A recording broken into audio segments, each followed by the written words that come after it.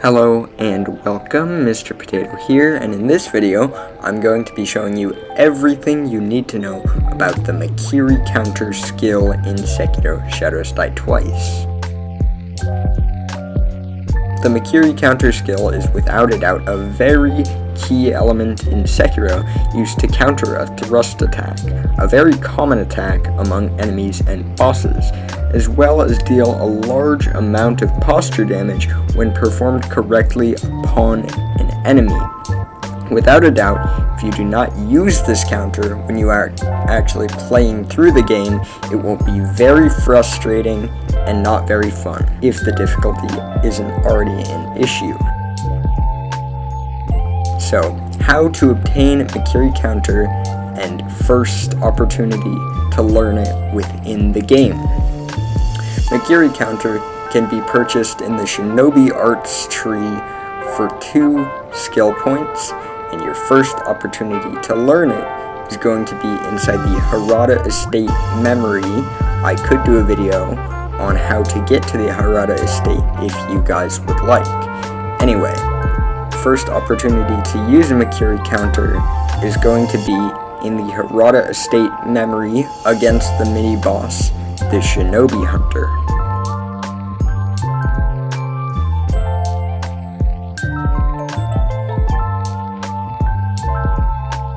Some key points about the MIKIRI counter skill are that it is, while very crucial to your success in the game, can be quite frustrating to actually use, due to the fact that different enemies and bosses all have different delays and patterns to their thrust attacks, so you will have to adjust your timing to your enemy's respective pattern, which leads us to the next key point: performing the skill.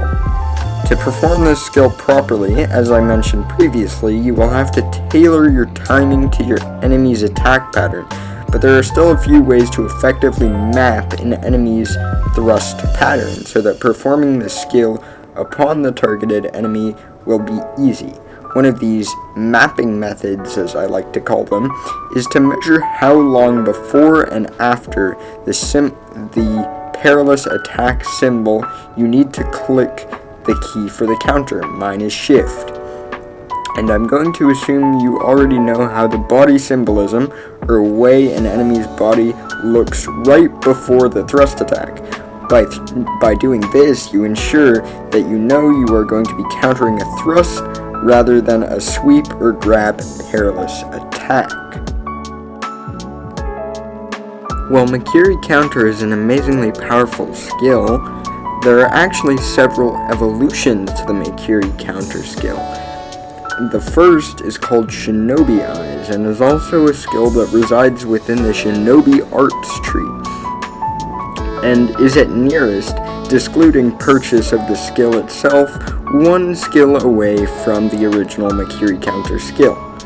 Another evolution to this skill, while not directly belonging to the same skill tree, is the Descending Carp skill, belonging to the Ashina Arts tree. And one should note that this is more like a booster for the MIKIRI counter skill rather than a direct evolution from it. Its effect being, for a moment after the deflection, increasing damage to enemy posture from all sources. This includes, I believe, the MIKIRI counter skill. And that's it for my essential guide on the MIKIRI counter skill in Sekiro: Shadows Die Twice. If there's anything else you'd like to know about this skill, or any other skill or combat art for that matter, please leave a comment down below. They are greatly appreciated, and I always read them. But anyways, as always, thank you for watching.